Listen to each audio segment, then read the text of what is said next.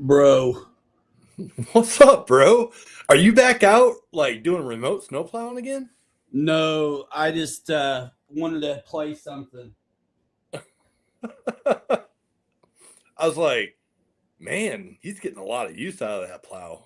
Wow. What's up, Chris?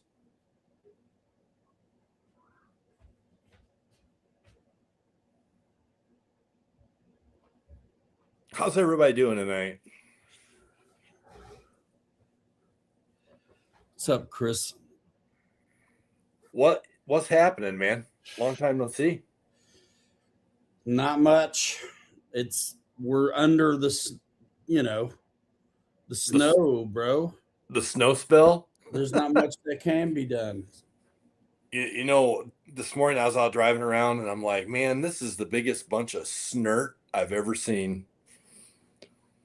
What's Snert, snert, dirty snow, snert. It was nasty out driving this morning. Chris is saying not much out of town for training. Nice. Don't tell us you're in Michiana.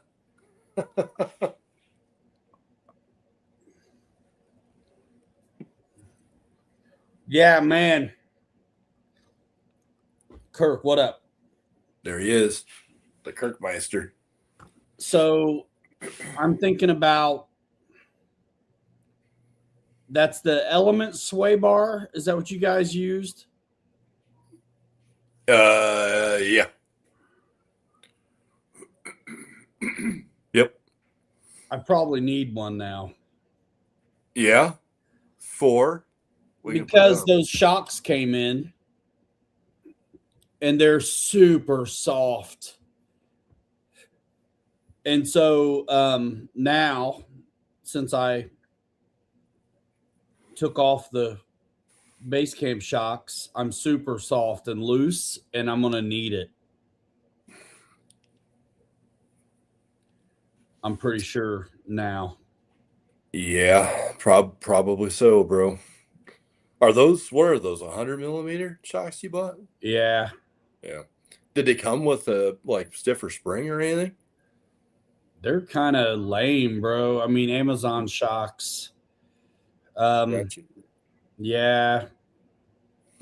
They're super soft. Those Enjora shocks that I've been buying for mine, they come with two different sets of springs. And I'm trying to think. I want to say I did put the stiffer springs on one of them, but I'm running the sway bar on all my units too. Mr. Bumbles, what's up? They're really loose. Oh, mama. They're fast. Holy crap. Did you check? Did they have oil in them? I put oil in them. You did? Wow. These have the reservoirs in them. Oh, it's those. Okay. Is there any way to adjust those reservoirs for your timing of your pistons? I have no idea how it works. I just filled it all with oil. Gotcha. There wasn't much out there on it. I mean, these are really soft. I mean, it's like it's bottomed out on them. And I can spin some preload in some more. Yeah. I wanted to try it. I kind of liked how this rig was already. But I wanted to try these shocks out. So if I don't like these, I'll put my stock ones back on. Right on. Hey, dude, you need to take a time out and read Mr. Bubbles' his comment, man. Man, I hope you're all right, dude. Yikes. Internal bleeding and heading to Chapel Hill. Oh. Man, take care, bro. Man, be praying for you, brother. Gee, me, Christmas. How long ago was the first surgery? Oh my gosh. It's crazy, man. Crazy. So yeah, man. I hope everything's gonna be all right, honey check. 3 months. Jeez. It's crazy. Sorry to hear that. But yeah, these are not that much longer than what I had, but they are so soft. Can I ask? You didn't put Wesson oil in them, did you? Nope. Stock base camp oil. So that's, I mean, typical stock oils are like, what, 20 or 25 weight? Yeah. So, like Kirk said, put heavier. It's got to be, it's the springs, man. You need to try and put heavier shock oil in there. It does make a difference. And, here's the thing. That bladder that's in there or whatever, that, who knows how big those holes are. So the heavier, take it mixed up. Have you got any,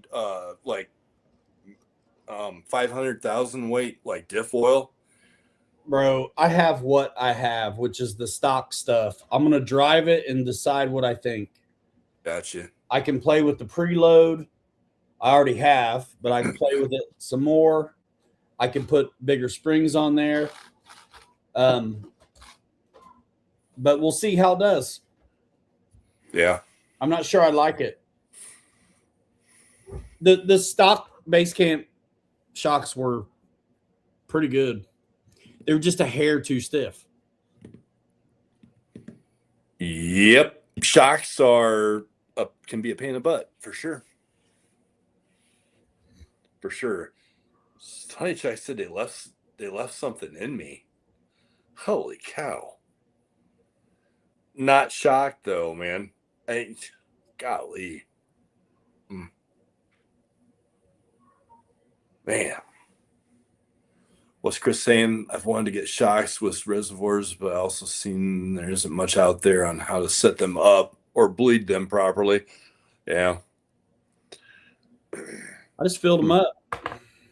And the reservoirs and the tubes. You know what I mean? Yeah. And there's really not much out there on the internet, huh? Like on YouTube or anything on how to tune them? Not really. I mean, I think whatever little bit I searched, I got what I needed, and it was fill them up. Wow. Dude, you should send me a link to those, man. I'd be curious to see what they are.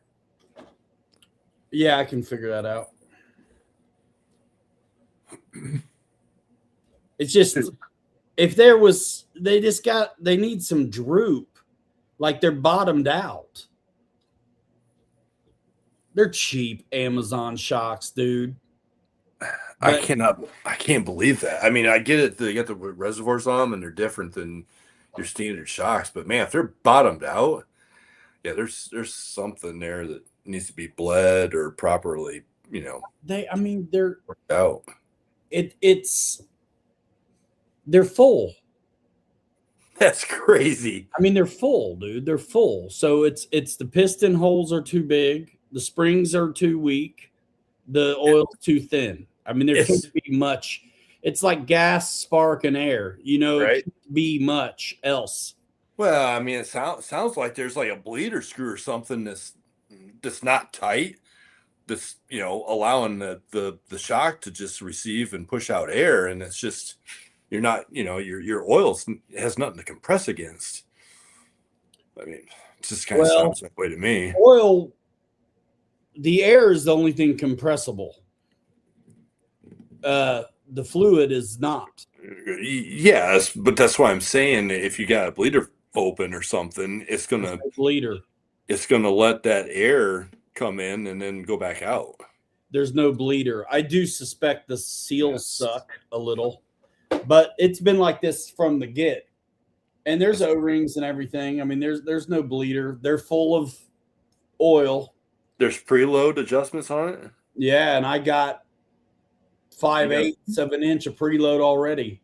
Dude, that's weird. I wish, man, I'd love to see Springs are tiny, dude. The springs are so thin. Oh, okay. Well, I think I could put different springs on here and maybe be happy. Like out of a ballpoint pen spring?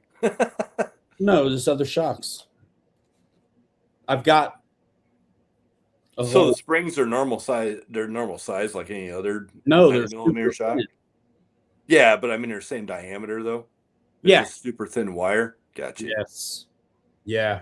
Gotcha. Yeah, man. Yeah, try throwing a different set of springs on it.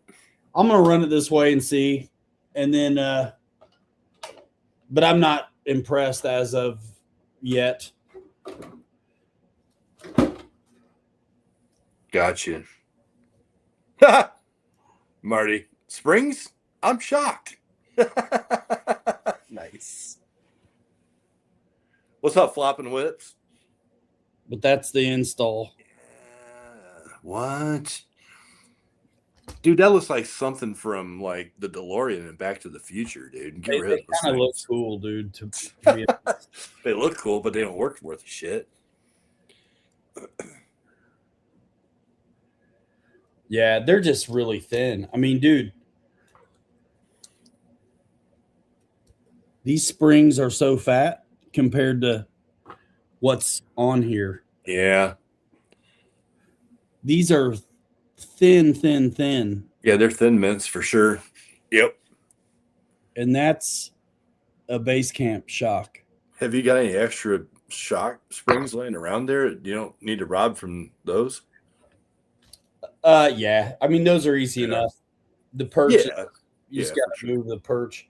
Right. And same with this, these perches will come off. I just have to uninstall them at the axle to do it. Right. But I want to see how it rides. I mean, preload's the easiest thing to do first. Right.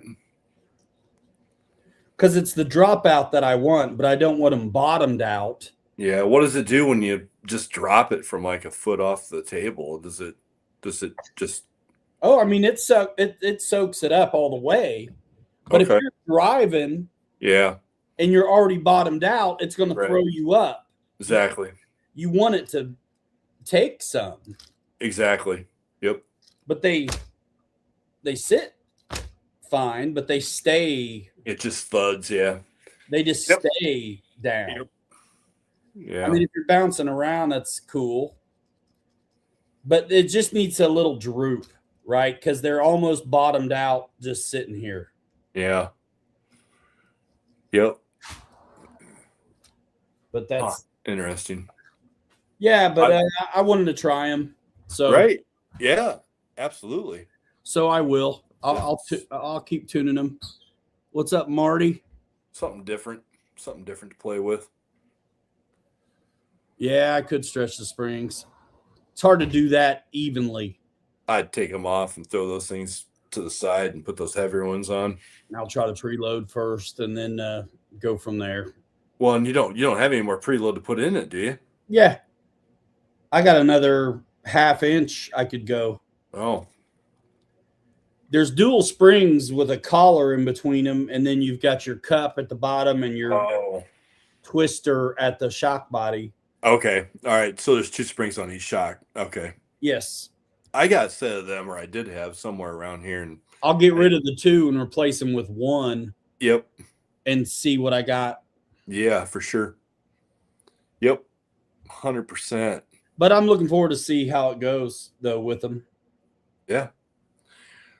That's cool. That's cool. I started working on another project, Ryan. Oh, yeah? What is it? I got up early Saturday morning and started working out the files on the big K5 Blazer. And I had Chris asked for the files, and I emailed them all to him, and then I got to thinking, it's like, man, this thing is, it's really I love this K5 Blazer. The problem is I just don't want to drive it anywhere because, I mean, it's weak. It's a weak sauce body. So I worked it out, and the way I'm printing this one, it's going to be the strongest body that I own. Nice. So I spent majority of Saturday morning just working out the files. And what I did was just basically put everything together that I wanted within the body. So the floorboard, front and rear, took and put everything together, even down to the quick release up front, and I married everything all together. And then, dude, I'm gonna show you this if I can here in a minute. Almost dropped it. I actually married the grill in. The bumpers are all part. It's like a solid hard body now. Good. And I put stiffeners in this. Yeah, I'll show you. So this is your outer shell of the body. And you remember how Bezrodny's parts go together and this inner shell comes in and it glues here at the top seam? Not anymore. Nice. I put a big, huge rib in there, pretty much the length of the whole door panel. And so now the floorboard, you can see it. The dash is married in. The everything, the grill and the front bumper everything's all one piece. Nice. No more gluing except for just a few seams.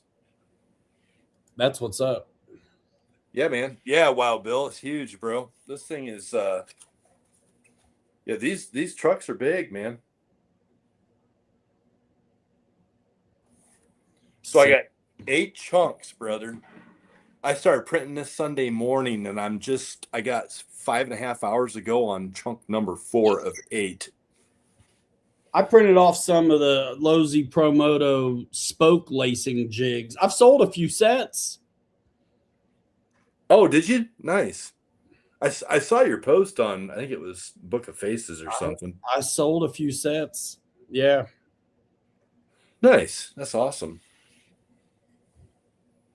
And I decided to stretch back out this dude.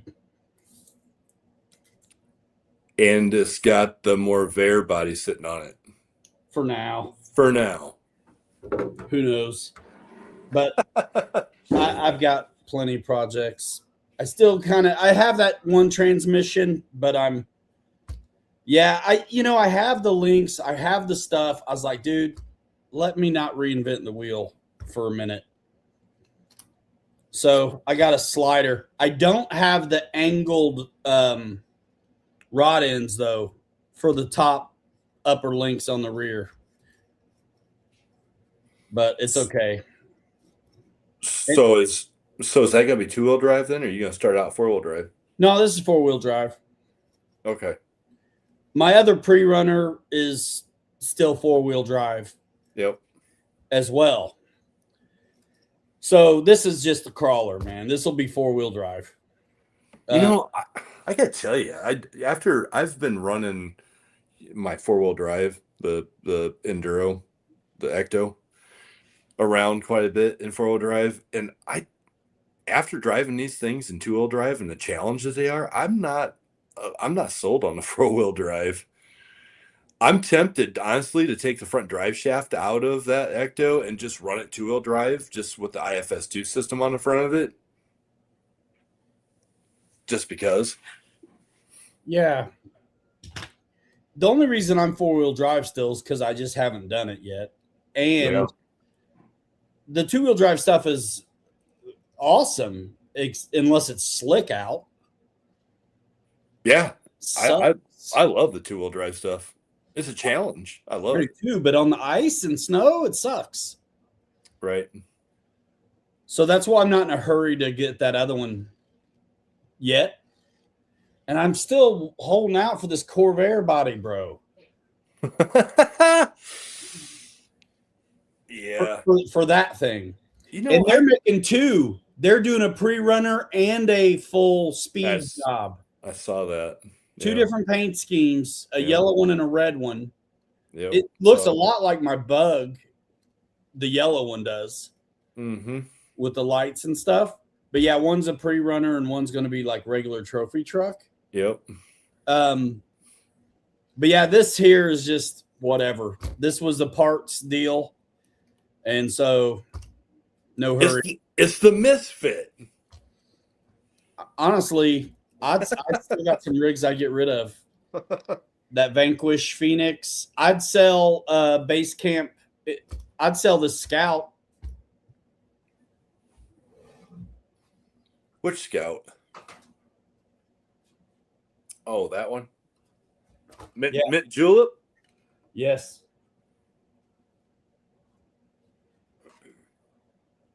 Base Camp. 3D printed Scout kit bash. It's basically brand new chassis. Thanks, Jeff. Appreciate it. Yeah, it's going to be strong. It's going to be the strongest body I got that I've made so far.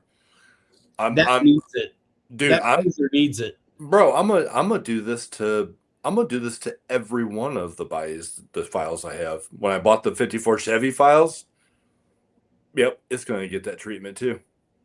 I'm done with stuff coming apart. Where's the 54 lacking at? Everywhere. I mean, you think about it, the bumpers, everything's going to get fused all together. I'm not gluing anything anymore. I'm not gluing anything. Bumpers being separate. I'm not gluing anything. It's all going to be all together. The fenders, they're not getting glued. They're going to be part of the body. No, print it all in chunks and it's all together.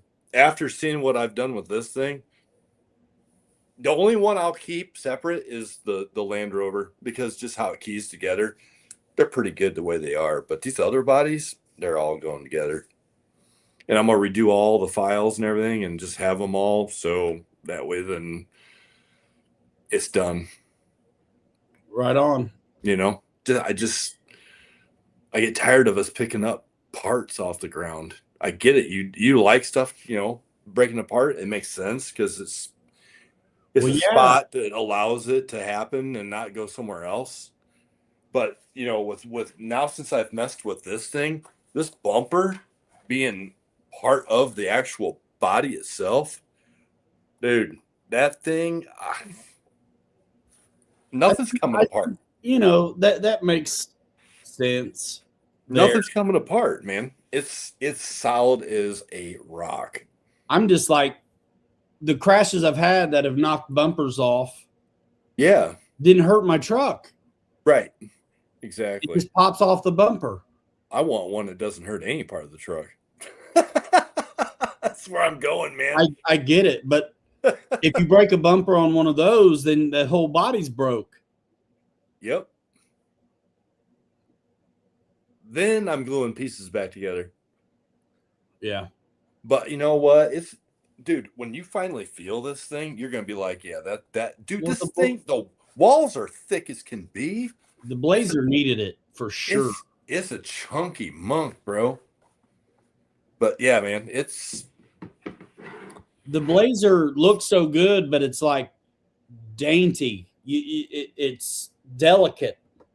Yeah, it is. It's a delicate piece to drive. And I mean, watching a video of Pete driving his, and having parts laying in the back of it and stuff, I'm like, man, I need to do something different.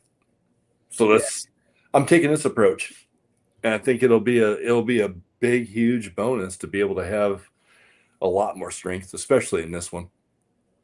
Yeah, that's a good one. It needs it. Yeah. I like the 54 way it is, but whatever. You know what I mean? Even if I just take and put the fenders, bring those in and actually embed those right to where they go, and you print that out so the fenders are attached, I think they're going to, it would be a lot stronger. I get what you're saying, but how yours cracked even that day you rolled it over down that hill, and it kind of cracked at the bed line. Yeah. I don't know. You can't get away from that, right? Probably. No, not the weight of a vehicle. You know what I'm saying? But I think it could have been worse if they didn't pop off. Right. Yeah. Yeah. I there's some bumpers that are so low profile. I think it definitely makes sense there part of the body. I don't have any of those except for the front bumper on the trimmer's truck and the Ford are actually part of the body. Right. And yeah. They've been fine. Now the Ford one is broke a bunch and I just glue it back. Yeah, but you also thrash on that pretty hard too, you know. So having the ability of that thing coming apart, I get it, but that one's part of the body. But it's also at a glue joint where it always breaks, right there in the middle. So, it's cool. It depends on the vehicle. I think for sure. Blazer, those bumpers are so low profile that they make sense being on there. I think when you want to do so, you guys have actually run like Honcho bumpers and Wrangler bumpers on some of yours. All of my bumpers are the 3D print files or attached to the body 3D print files. Yeah. I don't have any on the big rigs. What do you run on your big land? Do you have a big Land Rover? Nope, just a small one. Oh, okay. Because the Land Rovers are the only ones that I run the stock Honcho bumper on the front of. I take it off of there when I'm running, anything else. What's up, Rogers? My little Land Rover, bro, I put so much in that one, I might as well have had a Boom Racing kit because I put their bumpers on it, light kit, badging. I gave all mine away. Mud flaps. My little Land Rover is dialed. But the files for those bumpers are okay, but they're separate, But on your big one, the Honcho stuff looks good too. You know what I mean? It works. It does, especially with the Land. It seems like the Land Rovers accept it pretty well. I think when I get to this Corvair, I'd like off-road bumpers on it because that's what I'm making. Mm. You know what I'm saying? I want to cut arches in the software so it prints nice and clean. Yep. Man, I looked through 100-some pages of files still trying to find. You can find a lot of car files that are made to be small ones, super small. And the bumpers and everything is all in one lump. What I love about Bizrodny's is this stuff is separate. Right. Like, if I don't want the bumper attached because I got off-road plans, then that's you just leave it out. Right. Yeah. That's what just leave it out. Absolutely. So I'm waiting on Bizrodny, dude. So I started watching a series of videos the other day that's on YouTube. And this guy does a pretty well job of showing you how to create a car body. And I wondered, I'm like, how do these guys do it? Well, they go out and get an actual blueprint of the car that shows the top view, side view, front and rear. And they bring those into Fusion or in a CAD, and they start tracing everything and creating lines is what they do. And they build it off of the blueprint. Ah, yes. And triangulate everything and bring everything together. And that's how these guys are doing this. Sure. It looks like a ton of work. I'm sure it is, but if you run CAD, like Josh does, Fusion, probably wouldn't take very long to actually do one. Well, some you can kind of tell it's like these little tiny files are the 24 scale files that I can already tell by looking at them. If I were to blow it up for what I want to do, dude, the A pillars are going to be huge. Stuff that should be a little bit small, right. Trim and things is going to be just huge. Yes, it's gonna look like dusty. And it's like, the Disney airplane. Yeah, man. Yeah, I get it. Understand. So, Well, we kind of ran into a little bit of that on the big Scouts, honestly. there was a lot of that's not reconciled. I mean, that's Bro, every one of the running boards on the body, I've had to beef up. Yeah. And glue strips on and fill and stuff because there were literally spots with nothing. Yeah, where the body comes down and wraps around. Yep. Yes. You and I both did that with that surgical tape and And glue and everything else on the inside. Where the seats meet at the back, which should be a real strong spot. Yep. Floating and flying. Yep. Like on both of them, I filled them up. Yep. So bro, that's another file that I need to work out because I can do the same thing I did to this Blazer with that. Yeah, bro. The bottom of the doors and the back corners. Yep. That's about all it needs. The A-pillars were they're okay. They're a mess, bro. I had to rebuild every one of them. Dude, there's wood and glue and sanding and Bondo in every one of my A-pillars. So I think I gave you the files to that because I bought the files and sent them to you. And I think I don't know if I worked anything out or did anything, but remember you asked me one day, you were like, hey, why are you not having problems that I am? What body was it that you were having issues with non-conforming, with not having it complete and it was leaving holes? Was it that body? Because mine on my system in the Creality, it had like non-manifold edges and stuff, and I could click on it to repair it, and then I would put it on my jump drive and go down and print it. Where I couldn't do it on my Mac. Yeah, you couldn't. You couldn't do it on the Mac, and your Bamboo wouldn't maybe recognize it either, or whatever. The whole side I couldn't do. So I wound up going back into my software, repairing it, saving that file, and then sent it to you, and then it worked. And I think it was that truck. I think it was that body. It was probably that truck, and I remember like there'd be one side I couldn't do. Yeah. And so I would mirror it and print it that way.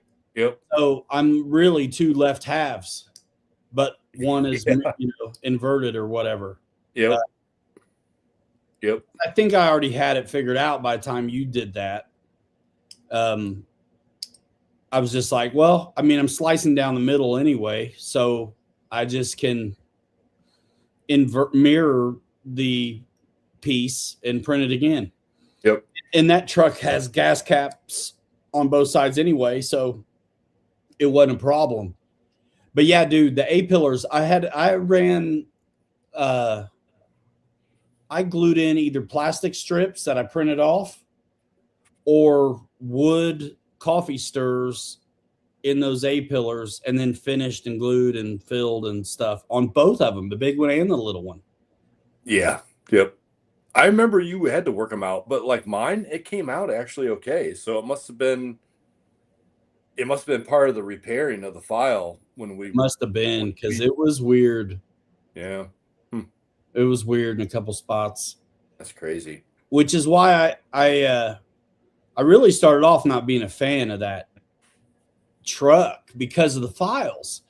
After doing a couple Bizrodneys and even my Power Wagon, my Willie's wagon was actually super good. Yeah. And that's not Bizrodney. Wherever those came from, those are good. You can't use their interior, but the files were okay compared to that Scout. The Scout's got facets and weird stuff in it too. Right. In the door. It does. It does. It takes a lot of sanding and a lot of work to get those cleaned up. All the corners, all the arches, and a couple weird ones in the door. Yep. It's just a lot of work there, like when we talk about we're not giving these things away very cheap, and there's a good reason why. There's what number 2 is going to look like. Nice. No I'm roof. going. Nah, I think I'm gonna put the roof on it, but this one here, I like the paint job on it, so I'm gonna go orange and white on this one. Yep. Nice. But this is gonna be a test run. I just want to see if what I have done, because I made like ribs, big, long, solid ribs in the back. Well, I can show you. I got my little one right up here. In this one here. It'd be nice to see a Blazer able to rock. So at the back, I've got this all full up in here, which I just showed you on the big one. So each side all the way back, and then I've got a big block here, and I got another big chunk that's all together back here, all four corners.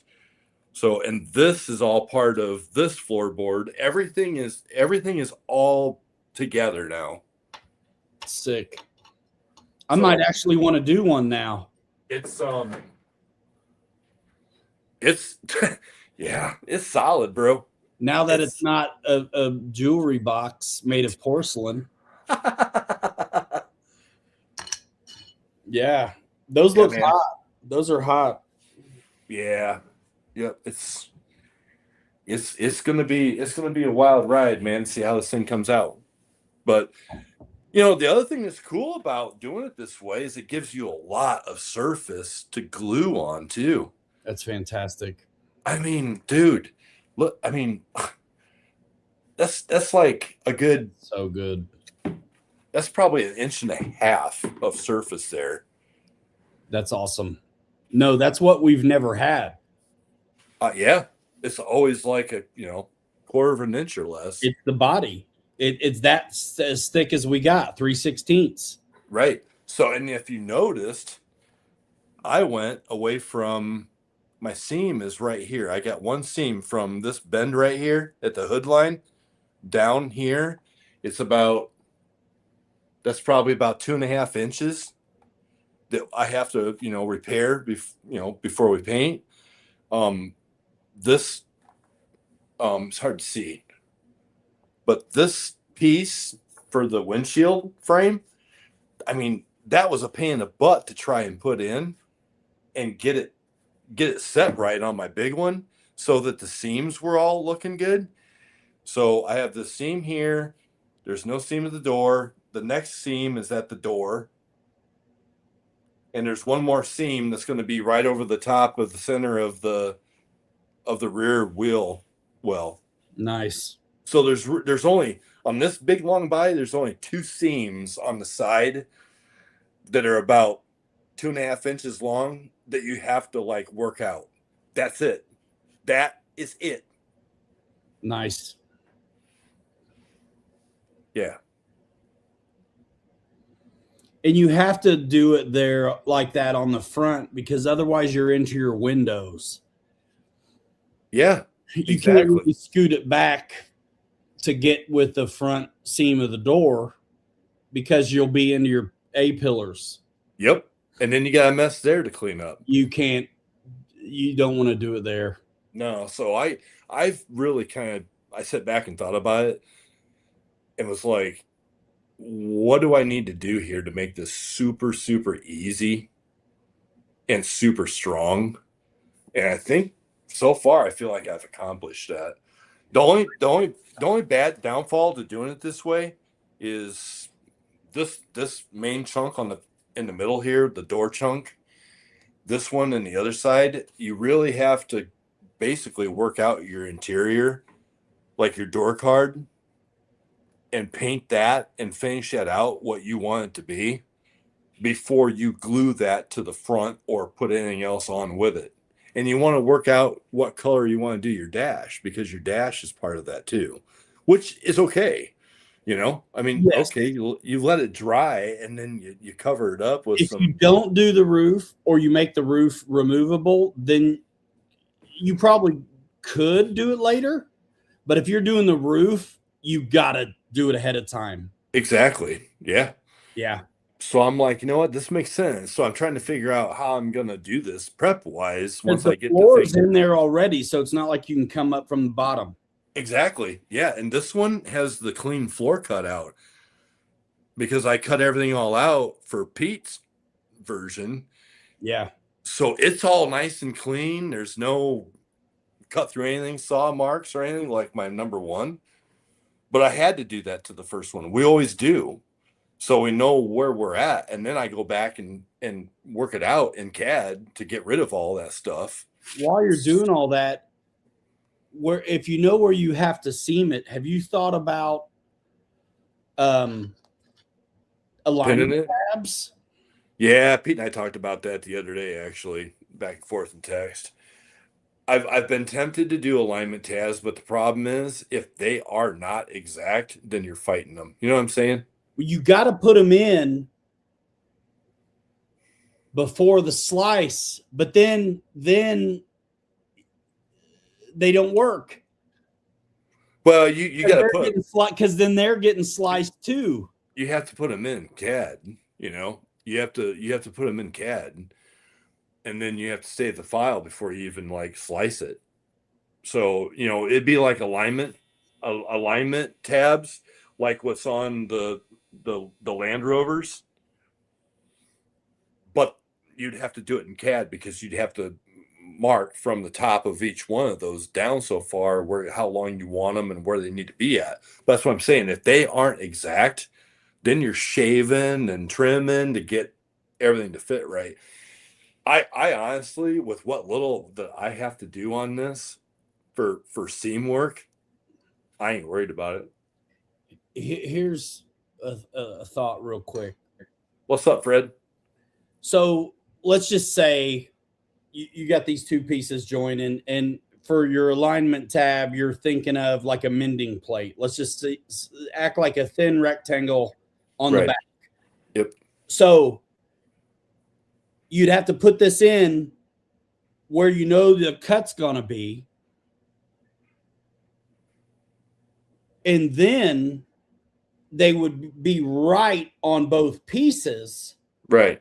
You'd have to take that back into the software, remove the one slice that's got the half on there, and stretch out the other one. Because now your whichever half you choose to keep to stretch is in the perfect spot because you did it pre-slice. Yeah. Imagine, I follow you. yeah, right? Like just a Band-Aid, like a rectangle on the seam. Yep. Before you slice it. Slice it, take that file in. On the one side, you're going to rely on glue to be the, so one side gets stretched out, one side gets removed. Right. So if it's a separate object still, you can take it away on the one and then stretch it out, but leave it alone, but just stretch it out on the other. And because you lined them up before you sliced it, it should be right. Should be, in theory, right? Because otherwise, you're right. It has to be absolutely perfect. And I'm like, the best way to get perfect is to transfer, kind of what I'm thinking, which is take it away and then stretch out the one that's already set. The only other way I had thought about maybe doing it when I was working this out, I thought about doing something similar to what you're saying. I thought about doing the tabs like I just brought up. And then the other thing I thought about doing was really easy to do a pin, a locate pin, and on one side, and then a receiving hole on the other part, and just these printers are pretty close. How do you get that perfect? Well, that's what I'm saying. You would have to rely on the thickness, the wall thickness of the two halves that you're trying to bring together, and use CAD to find center and figure out where your pin's going to go on the Z axis. Exactly. You know what I'm saying? And everything's got to be just right. It's And I've seen So we've done stuff that had tabs or screw together bits and it wasn't right. it Like, doesn't work. dude, on the second trimmers, I didn't use them. I was like, if I use these screw holes, then I've got a ton of work to do on the seams. So let me just get the seams right Yep. and maybe screw it later or not. Bro, that's why I decided to do just a very little seam. You can see my tape right here. But what you did there, where you've got that extra mating surface at the seam, Yeah. that is good too. You know, I mean, Yeah.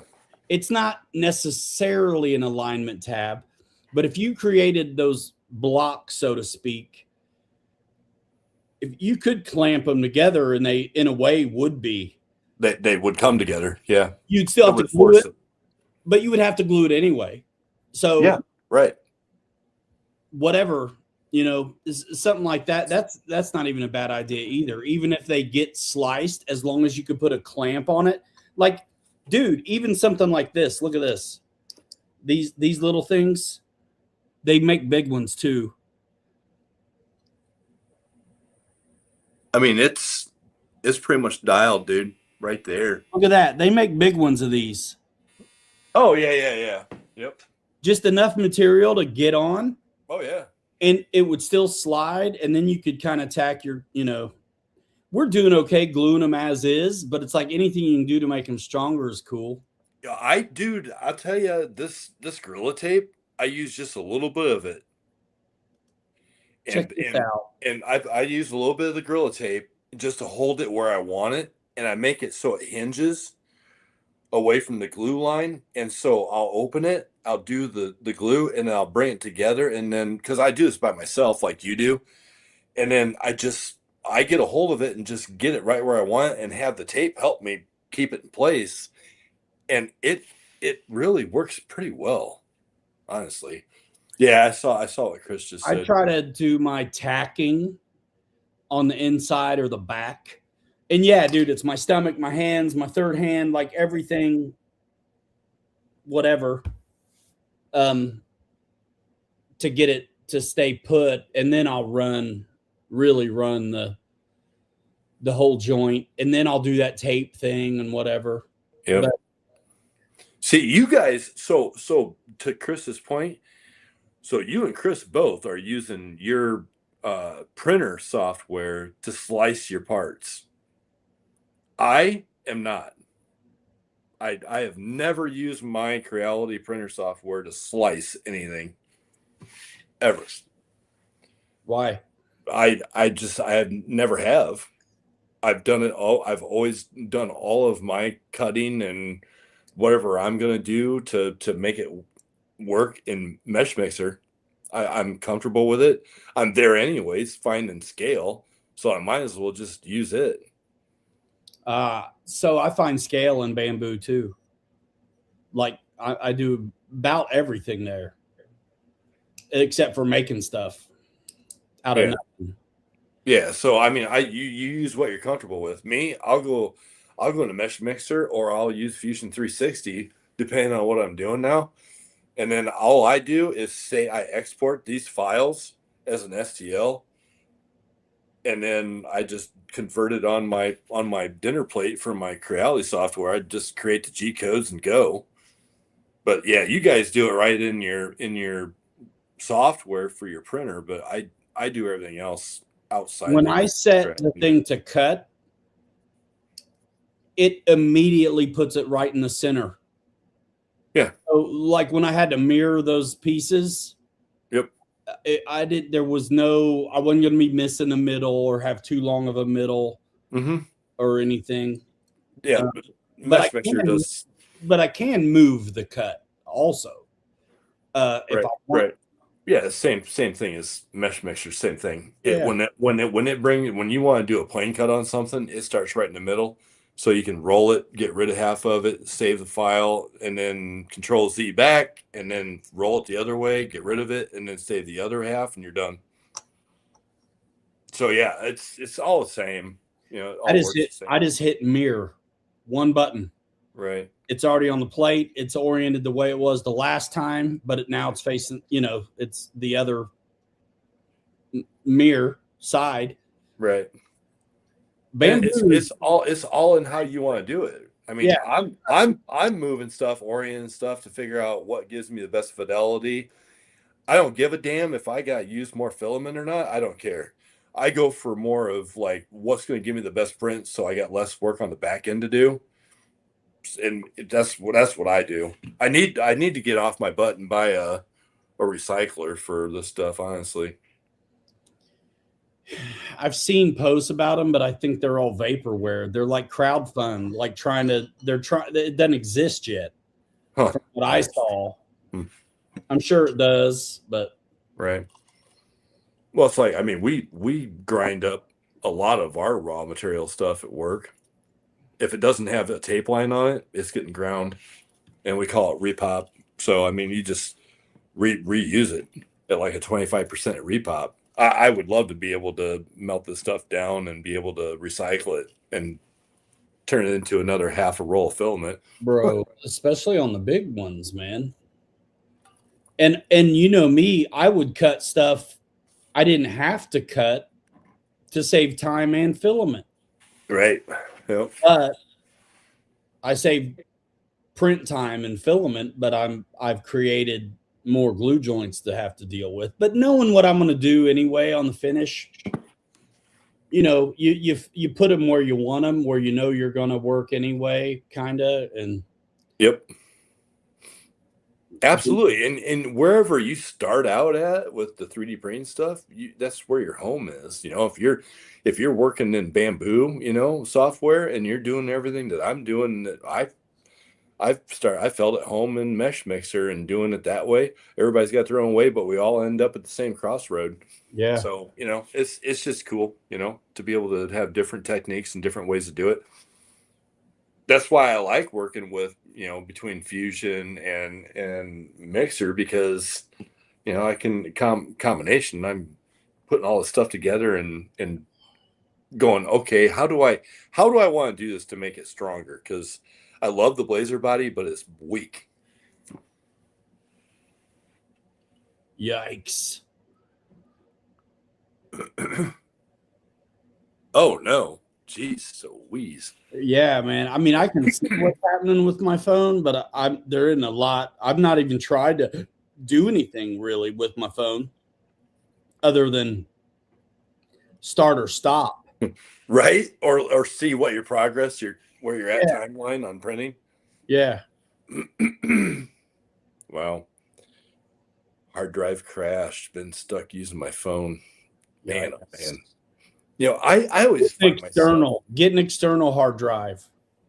I find myself doing that. Like, I'm on my phone watching a YouTube video, and I'm like, why don't I just like open up my MacBook? 90% of the time, it's gonna, like, when you go to YouTube, whatever I'm watching, it's gonna be like right there in your face. It's weird how technology all works together.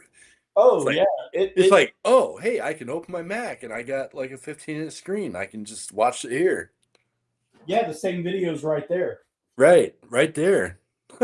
Hey, speaking, I watched your, I went back and watched your live stream from, I think it was the day after, we went out on our little boat outing with the twin timber and the timber, super timber. Yeah. I was like, man, what a fun day. That's the blue I'm waiting on for the Corvair. The what? The filament? Yeah. That's one of the lacing jigs. What is that, PLA or what is it? Yeah, PLA. I did ASA and PLA, but the ASA stinks. So since I'm in here working, I printed off a couple sets in PLA because I didn't want to stink myself out, and I wanted to see how this blue was. Is that the filament color, or did you paint that? No, it's a filament. Oh, no kidding. Huh. Yeah. Wow. I didn't know they had such a thing. Yeah, man. So what light blue? I was gonna say, what color is that? in the food chain tree. Pomegranate. Nice. Oh my gosh. I don't know if they got a name on. Okay. Elegoo Sky Blue. Elegoo Sky Blue. Elegoo Sky Blue. Yes, sir. Yeah, Chris, I'm there with you, man. I just bought 2 rolls of black, 2 rolls of white, and I think I had, I don't know, 4 or 5 black and white ones laying downstairs anyways that were new, and I'm about out already. Yeah, I've got to burn through the ASA when I can open the place up. I got a couple rolls of that blue stuff. Got a Guillemot Fusion 8. Nice. Slice time is long, huh? Man, mine previews quick and does it what it's got to do pretty quick. I'll tell you what, the speed of the computer makes a huge difference. Like, I started using this MacBook to work out these files between Fusion and Mesh Mixer. Dude, it's night and day compared to my other laptop. Dude, so fast. Oh my gosh. It's crazy. Chris.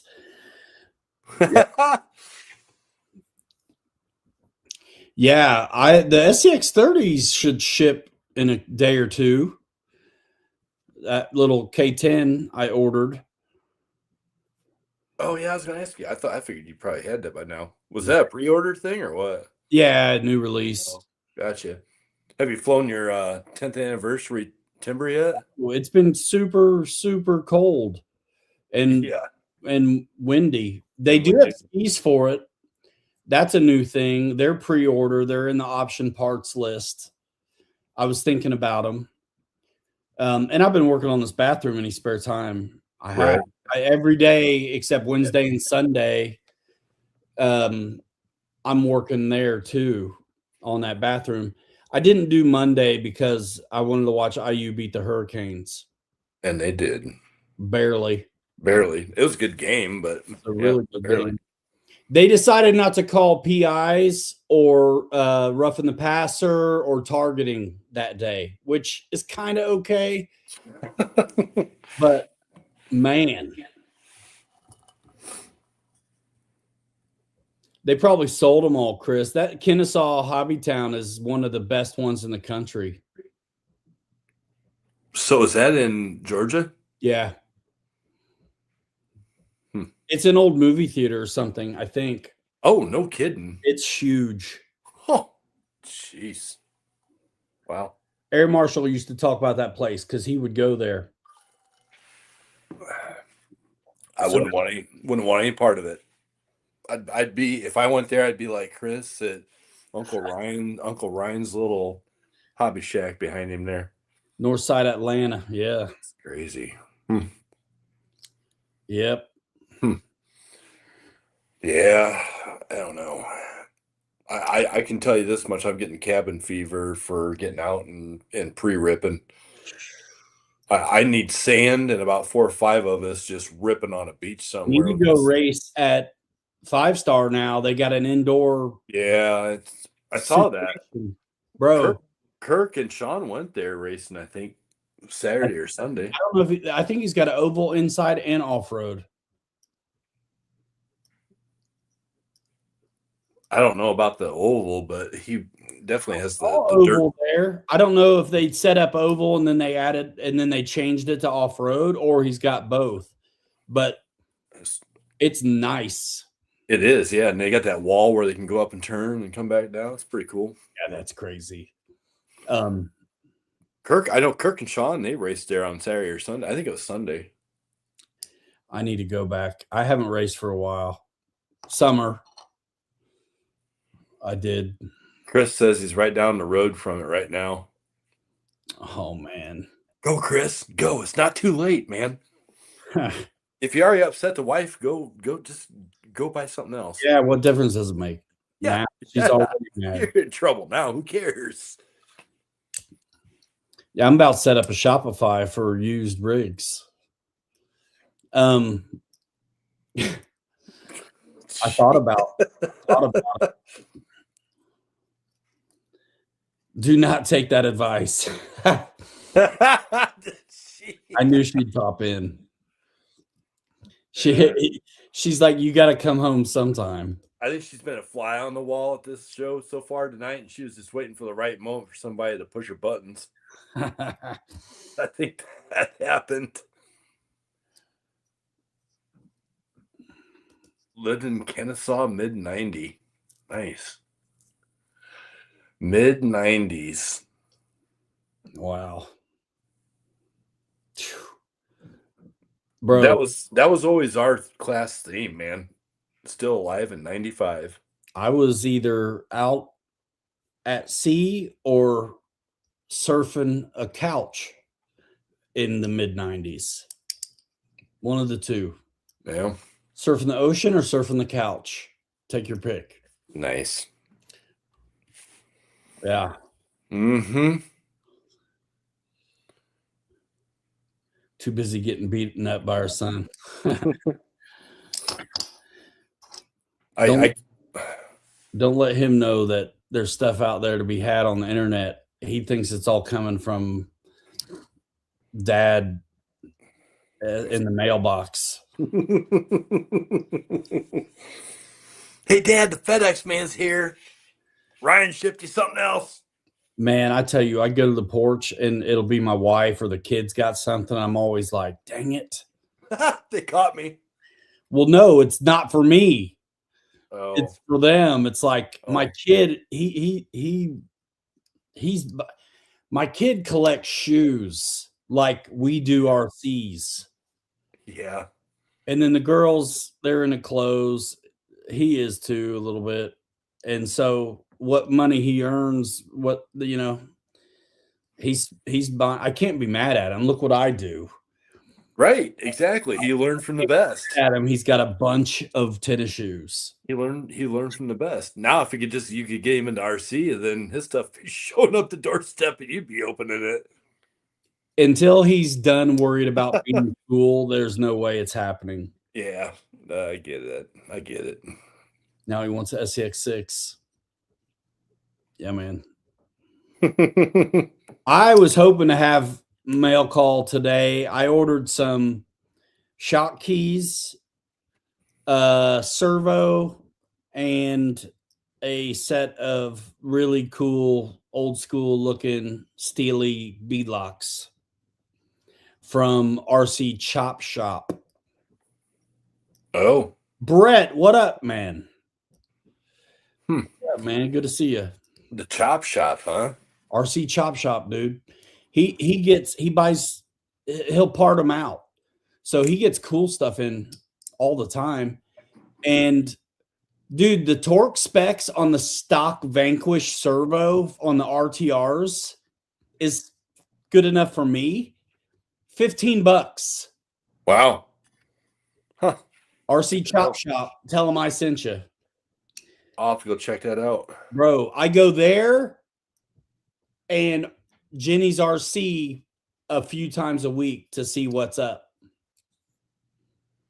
RC Chop Shop. Yeah. I'll check it out. Yeah.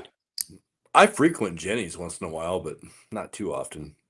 My problem is when I get hankering for something, RC need, I just go to Amazon.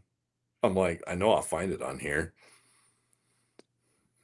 I need to figure. I need to order some of those 824 gears, those Muse. Yeah. And stick those in my Ecto and see how they do. Because I'm so happy with how fast my other ones are. That thing is like, I might as well give that to Chris. I like the Muse stuff. I like the drive shafts too.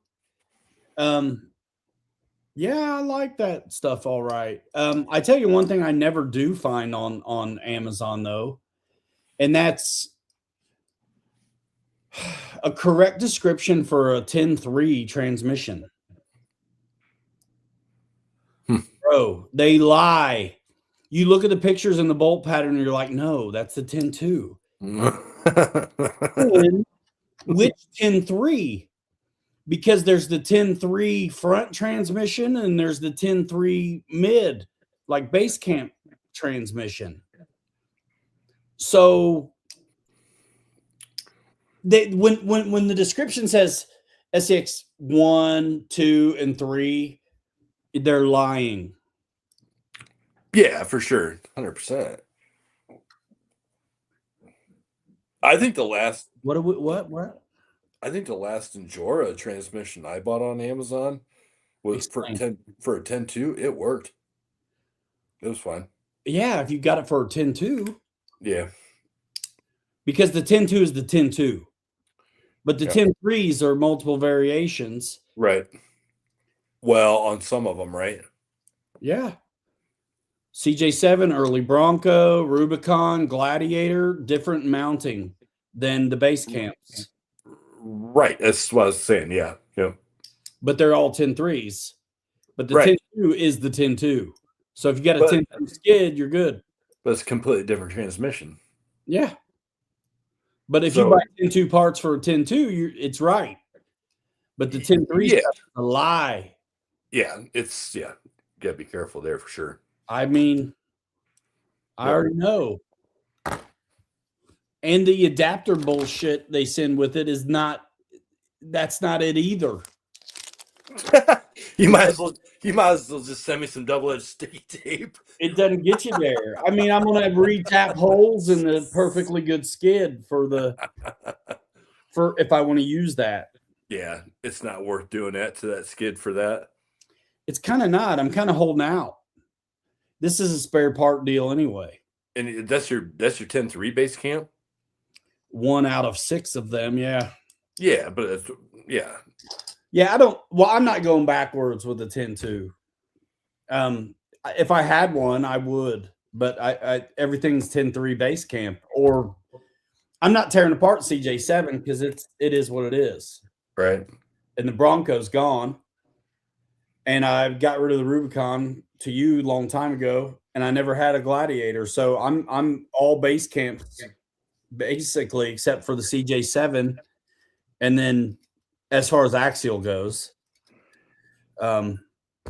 dude, after I locked that stupid transmission in second gear, I told Kirk the other day, I was like, brother, I'm like, you picked the wrong truck to make a pre-runner with. I'm like, I would have used that Rubicon. Oh, does he have it now? Yeah. Yeah. But he's like, you know what? That pig, he called it a pig. He's like, that, and it is a pig. He's like, that thing runs so good and so solid. I'm like, nah, I get it. He's like, I wouldn't want to turn it into a pre-runner. Yeah, dude. And my CJ is done, man. It's low. It's got the Night Customs interior, better servo, 1800. You know, it's fine. Yep. Well, it's like if I keep pre-running crap, I don't have any crawlers left except for the real crawler I have is my mullet. Your mullet. That's it. Your FJ40 and your Scout. Yeah, I mean that's it. But I mean, a leafer, right? Those both. Well, they're both leafers. That's right. So and my Ecto was a really good crawler until I decided to make it, go fast and be dumb. Yeah. So the only crawler I got right now is, well, I got a new deadbolt downstairs, I suppose, but it's really technically not mine. It's here on loan, but that stinking mullet's the only one I've got for crawler, which is fine. I mean, I like running that thing, so I don't care. I can't wait to run the Coyote now that it's brushless. What's up, Aaron? All right. That's what Ryan used to say when he ride my Lincoln with me. All right.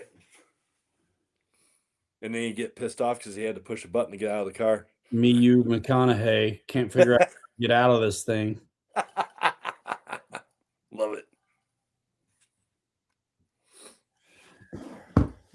I got a gift card I'm going to burn through at Amazon. I'm using my link too. There's a bonus if people will use that link, which is kind of nice, a flat rate deal. And the beauty of that Amazon deal is it doesn't have whatever you get doesn't have to be on the store. You just got to click through there first. but it's not happening.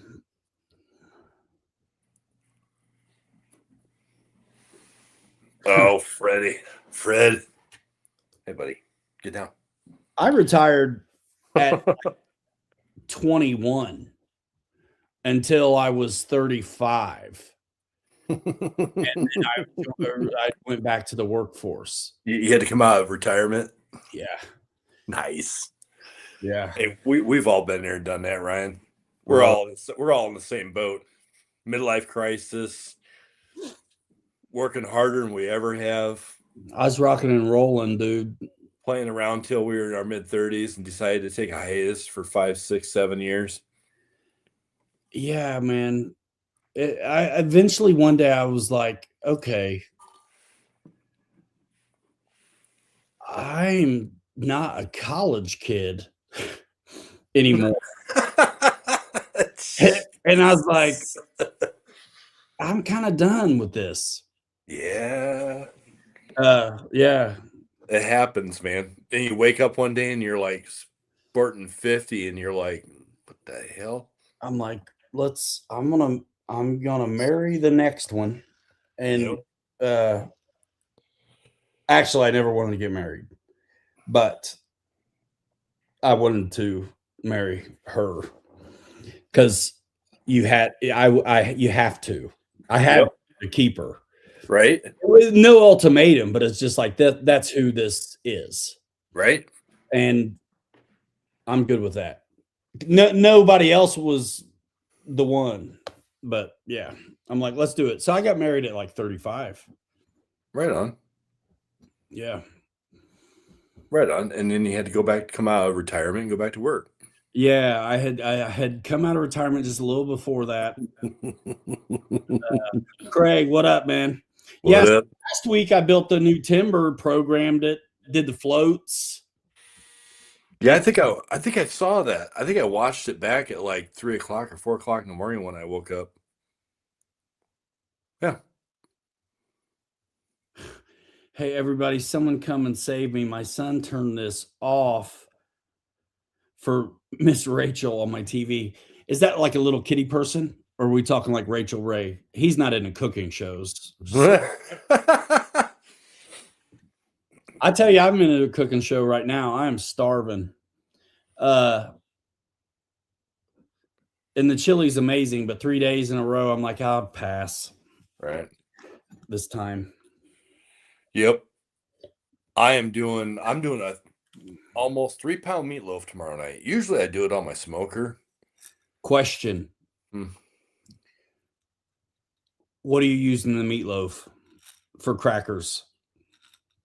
I actually don't use crackers in it. What do you use? Don't tell me oatmeal, bro. Bread. Actual bread, not breadcrumbs, bread. And then the other thing I do that a lot of people apparently don't do is I put it out and roll it out and then put a whole bag of mozzarella cheese on it. And then I take and roll it and put it in the pan and then put bacon over the top of everything. Holy smokes. Oh, it's a real deal, man. The correct answer was saltines. I was kidding. Yeah. My mom, grandma's meatloaf for me was the best. So she did saltines. Yep. And instead of cooking it in like a meatloaf tray, yep, it was in a cake dish, so I like the edge. So it's got all this edge on it. Yep. And it's not too wet. It's gross if it's too wet. It's got a crust on it. It's got to smear ketchup over the top. Yep. Made with saltines and love. Yep. There's some eggs in there somewhere. Yep. And yeah, oven cooked, not in its own juice a lot. I mean, a little bit of it is, but not like it's in a loaf pan. Yes. Chef's kiss. My favorite. Dude. I don't give me meatloaf without also giving me corn and some kind of potatoes. Right. I'll take green beans instead of corn if you don't have corn, but corn, potatoes, and meatloaf, I have always mashed it up together. And whether it's green beans or corn, that's what it's going to be. Period. Yep. Straight. End of story. I'm usually corn with meatloaf more than I am green beans. Yes. Yeah, it goes together for some reason. The texture of the meatloaf with the crust on the outer edge, like you're talking about, with the crunch of the corn, it kind of goes together. With mashed potatoes for sure, 100%. No, and mom was one of those. She's at that age, born in 34, where the conveniences of TV dinners and flavor packets, like jerky seasoning or whatever, was something she was cool with. Now, the ingredients were like, no thanks, we're going real spice. But I think there was probably some jerky flavor packet of some kind in there too, probably loaded with MSG and silicone or who knows. Probably. But dude, so it'd be deer meat sometimes, but before he was doing that, it was just regular. Hey man, there's nothing wrong with venison. It's good. My wife uses oatmeal instead of crackers. Huh. I have never tried it that way.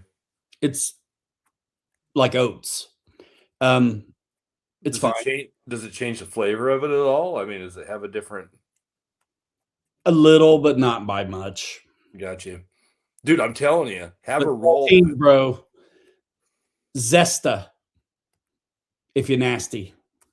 Zesta? Crackers? Yeah, dude, the red box. Yep. Yeah. We were a Zesta house, not the premium. Although, at this point, I'll take the premium. Like, I don't do like Ritz butter crackers either. Like, I want a square saltine or don't mess with me. I let oyster crackers fly because it's a saltine, basically, but it's just little. Right. My dad, me growing up all the time, he'd pull out like a box of saltines and like either red raspberry jam or like a strawberry jam or something that my grandma had canned from all of our fruit and stuff we had in our backyards. And dude, him and I would sit there and take a spoon and just put some of that on top of a saltine and eat it. Oh my God, it's so good. Such a great snack. Bread buns, oats, Ritz crackers, eggs, onions. Topped with ketchup and grape jelly. Ooh. Bread buns, oats, Ritz crackers, eggs, and onions. Huh.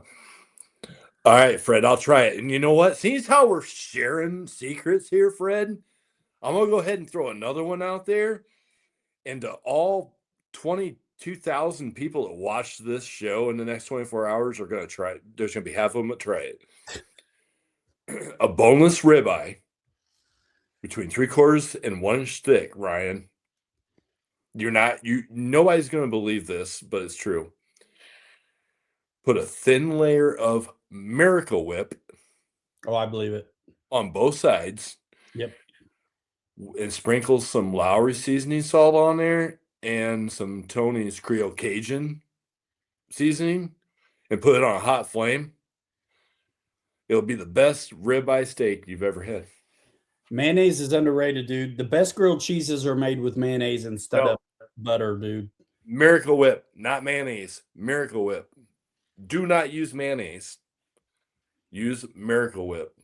Because it tenderizes the meat, and when it comes off the grill, you will never know it was even on there. Yeah, right. Yeah, you can't tell when it's on grilled cheeses either, really. Except that it's delicious. Like even better than regular. It's magically delicious. Magically delicious. But in all honesty, that's what I do with the meatloaf. I roll it out, and put a thin layer of mozzarella cheese on it, and then I roll it, and I pick it up and I put it in a 11 and was a 9 by 11, 8.5 by 11, whatever it is, the baking dish you're talking about, Yeah. and then put bacon strips over the top of it. Usually I do it on the smoker, and it's even better, but not when it's 3 degrees outside. I'm not gonna do that. Yeah. Ain't worth it to me. I'm not much of a steak guy. Believe that. Well, you ate the hell out of the fillets that I made when you and Bobby come over here. Oh, I mean, I'll eat. What? Yeah. Oh, believe it. I will. But when I'm at a steak joint, Yeah. No. bro, I always get fish. Wow. Salmon, brother. You don't come across to me like a salmon or a fish, a seafood guy. You seem more like a meat and potato kind of guy. I mean, I am a meat and potato guy, but I eat fish, brother. That's crazy. Yeah, man. I've steak's got to be now. Some guys, I love it. I've really enjoyed it when it's done well, when it's done good.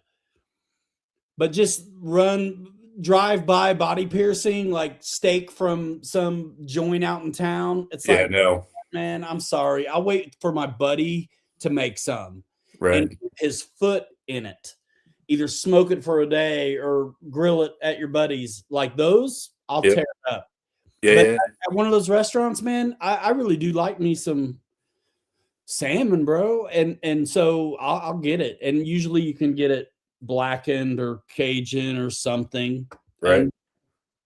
Because at those restaurants, I don't go very often. And bro, I'll get full if I let my eyes do the choosing, And so I don't want to feel like garbage trash. So I'll get fish and fries, dude. Asparagus, veggies, whatever. Yeah, and I mean, if salmon's not overcooked, it's fantastic. I even like some of that stuff a little overdone. I used to get this. Why are we talking about this? Who cares? The other show at all. This is the show that we're supposed to talk about RCs. We will. We have. We don't. I'm hungry, man. So,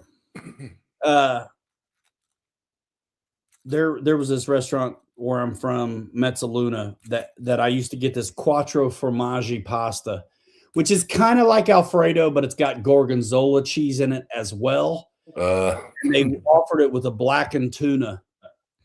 And so the tuna, when it's from a nice restaurant, they only sear it. They don't really cook it all the way through. Right. I'm like, cook it, blacken it, throw it on that quattro formaggi pasta, and let me have it. It was the best stuff I've ever had in my life. Nice. And it's well done, overdone tuna steak. I want it cooked. Yeah. But I've had salmon fresh from the ocean, bro, when I worked in Washington State for a couple weeks once. Yep. Caught that day. Like, come on. Yeah, man. Dude, the best fish I ever had was out of Portland, Maine. We were based up there forever doing mapping up there. Believe it. And we went to this restaurant in the evening, and it was the best. It was the best fish I ever had. It was a chunk of halibut, and it was about probably 2.5, 3 inches thick. Fairly decent sized chunk. I mean, this chunk of fish was like $65 or $70. Yeah, man. But it was blackened. It was the best fish I ever had in my entire life. And depending on where you're at, blackening is really good, or they're faking it. Right. Yep. But even when they fake it, it's not awful. Right. So cooking and crawling with KK and RR tonight, huh? There you go.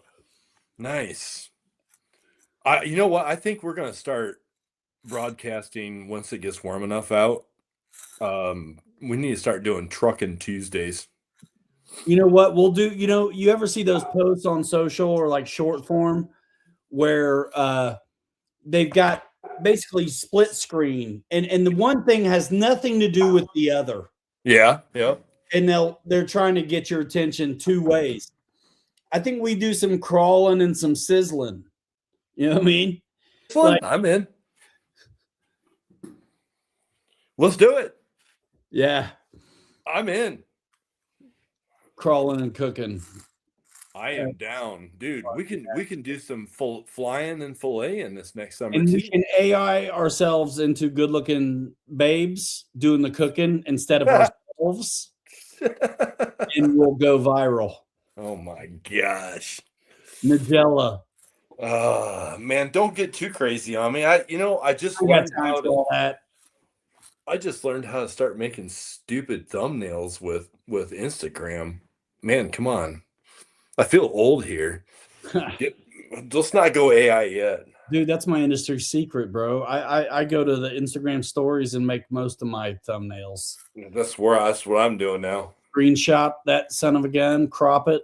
Let's Yep. go. Yeah. Yeah. You can tell it's working because I haven't been able to get over 22,000 subs for like 4 years. So follow my lead. Damn it, I keep taking advice from you. So we need to do a frying and flying, like frying something, frying and flying. And then we got to do, what was the other one you said? Sizzling and Sizzling and rizzling. That's when you're trying to go on dates. yeah, I don't need to do that anymore. Rizzing and sizzling. No, cooking and crawling, I think is Cooking and crawling, better. frying and flying. Yeah, we'll figure it out. And trucking Tuesday, I got to have that. That would be fun. Dude, I'm jonesing over here. I haven't had an RC radio in my hand for over a week or more. It's pretty rough. And this bathroom I'm on, it's a arduous journey. But it's nasty out, so it's kind of like a good time. At least you got something to keep you busy. I'm over here wrenching on cars trying to figure out how I can make them better and go faster, and I can't even drive the damn thing to even figure out if there's something I can do to it to make it better. I know. So, dude, so I'm sitting here doing this again. Nasty. It's an understatement. What was nasty? I forget. What was nasty? Oh, so what brand is premium? Is that Nabisco? Yes. That's what I thought. Okay. I think I think so. I think it is too. But I think it was Zesta's, the red box saltines. Yeah, it is. Yeah. Yep. You're right. Leather, yeah. Printing and grilling. Yeah, I'm printing and chilling over here, man. As cold as it is, Chris. Bro, I want that Corvair so bad, bro. Bro, look at Fred. You got the sweaty balls recipe? No, I don't. Sorry. I hear they have that recipe at Planet Fitness. Nice. That or if you're out on a boat cruising around with Pilot Ryan and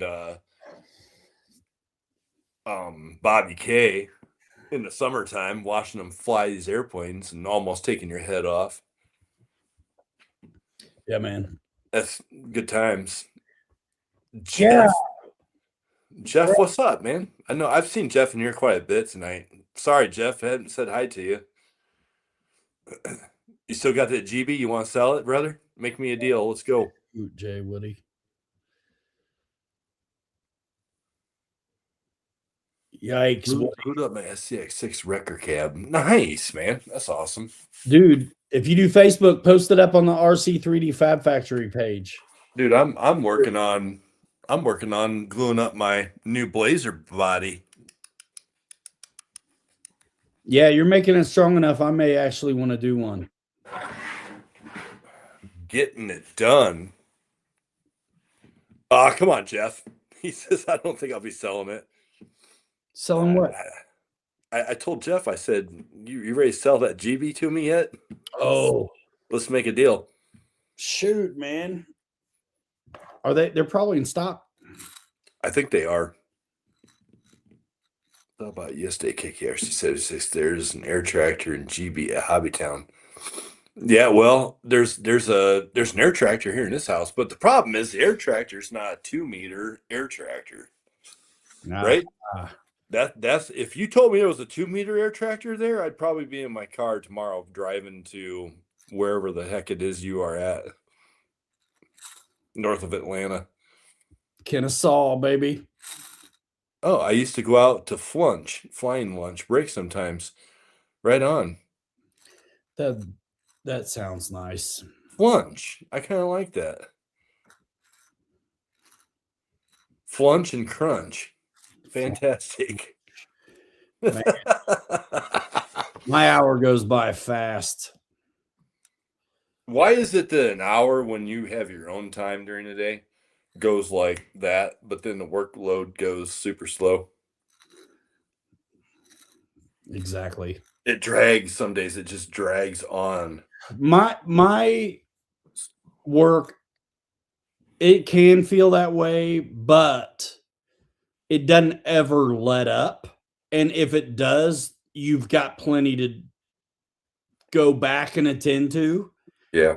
So it's like it is full throttle, Yep. Johnny, all day. Yep. No matter what. Yep. Chris said that air tractor is a UMX. Yeah. Hey, yours flew pretty good, Ryan, but I don't know. I'm not into that small little stuff like that. I'm not really either, but they're pretty good. And the air tractor is for a micro is pretty solid. The landing gear nice and strong on it versus some of the other ones. You know, you actually get that flat strap aluminum gear struts and where it mounts to the fuse on the micro, like you would on the bigger one, where some other landing gear on micros, depending on what they are, can be kind of like the wire stuff with some snap-on struts. Like the little timbers. Yeah. Yeah. Although, you know, weird enough, my air tractor, I just actually I ordered and put a new landing gear on it because the other one was, once you bend it once, it seems like it just, strength is gone. And I kept bending it back and flying it and bending it back and flying the piss out of it. Because I've flown it a lot. And I'm like, you know what? It's time for a new one. Yeah. So this gear on this one hasn't even been flown yet.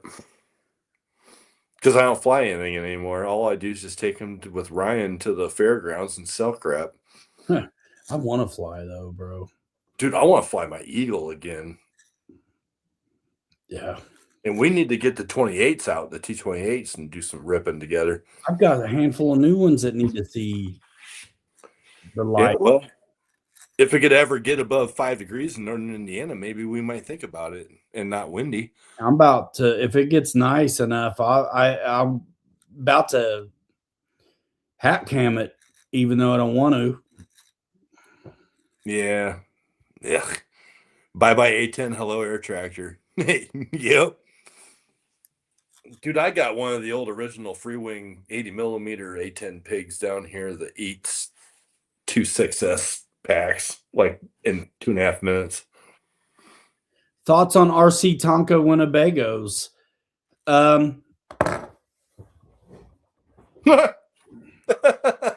Here we go.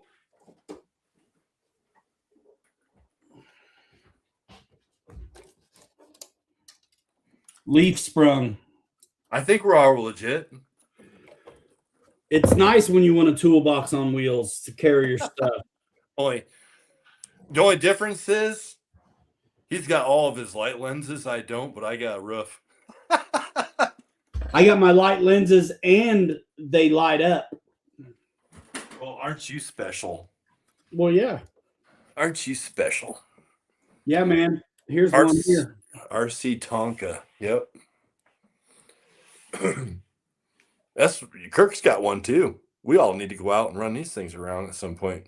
Yeah, dude. This one's leaf sprung. I mean, it basically is a crawler one. I went with the FMS 1/6 scale Jimny, which is really 10 scale, and use that chassis because it was leaf sprung, because they're heavy.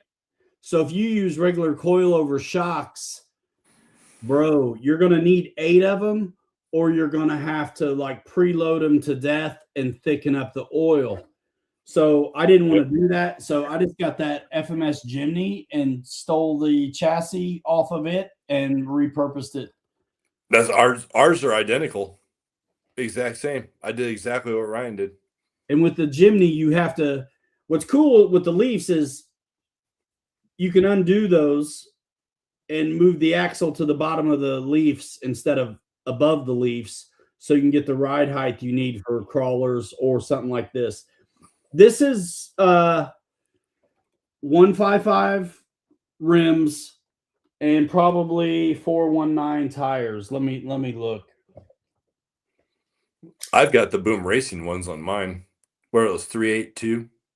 Yeah, 398, 382, something like that. Yeah. I think these are 398s, but they're 155 rims. But I could have had four. I have had 419s on here and it fit. Jay Woody, we're supposed to get a little bit out of that storm, but not much. Maybe a couple inches of snow. But we're already like almost 30 inches over normal at this point for this winter on snow. So good riddance. I can imagine. I can imagine having 24 inches of snow in one sitting. Forget that. I cut the floor on this one. And that's where my battery goes. I need to take and buy some lenses and get some lights and catch up with you. You need to print a damn roof for that thing is what you need to do. I got the Red Cat light kit in here doing it. And so the light lenses that are on this truck are too small to fit any bulbs you're going to get. So I wanted to use, because I wanted to use the Red Cat light kit. So I just siliconed or hot glued the lights behind the stock locations, and it worked. I should plug it in. Let me find something to plug it in. Yeah, Craig, we do. We're like Buffalo and Erie, Pennsylvania, and those parts over there. I mean, we're in the right spot for a ton of lake effect snow coming off Lake Michigan out here. Of course, this is a XT60. What's wrong with that? Well, all my batteries are IC3. I might have one. They make adapters for that. Yeah, adapters are for jokers. I got lots of them. Joker? I love them.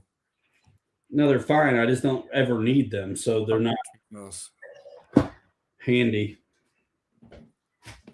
Let's see. Here we go. What are we taking the Winnebago for a ride? Is that what we're doing, or what? Putting it in to show the lights.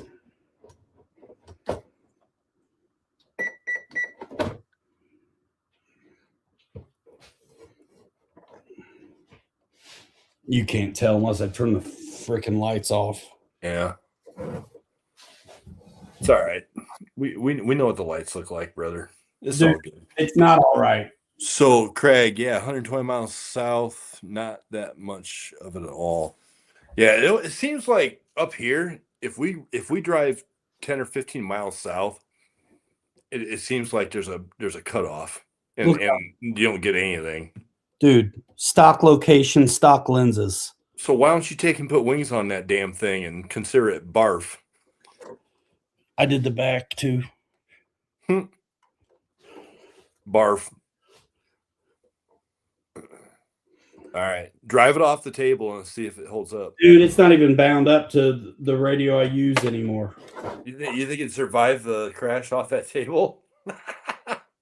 No, It probably would. Mine would. Dude, these things are heavy tank bulletproof.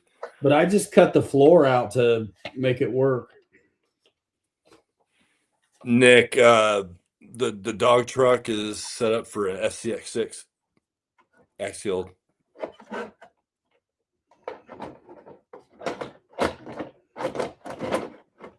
I haven't driven this since the video I made. Nick, if you go on my YouTube channel, I got some videos of it running. We were jumping it and beating the living snot out of it on a 6 chassis, and I was surprised it even lasted.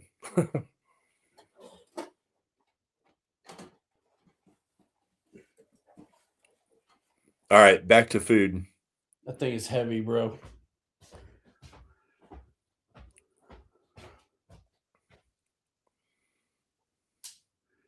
Yeah.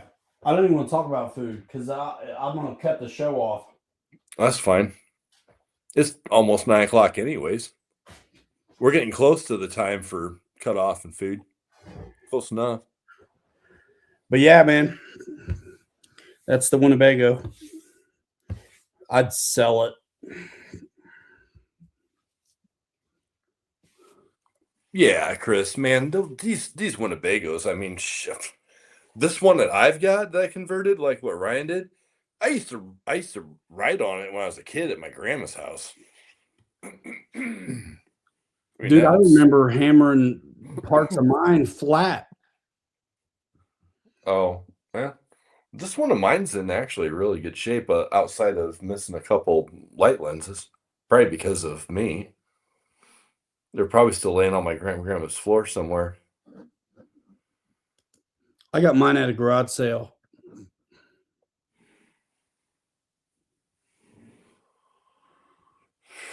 There's Alex Free Solo Climb. And Probably not me. I'd never heard of it. my guess is probably not. I'll probably be fat from eating my meatloaf and laying on the couch watching something stupid. Totino's. Party pizza just came Don't out. make that stuff. Totino's. Totino's. Bro, it's the pizza that comes with a box that tastes better than the pizza. Hey man, that. You know what? I'm just teasing. If it's cooked right, it can be good.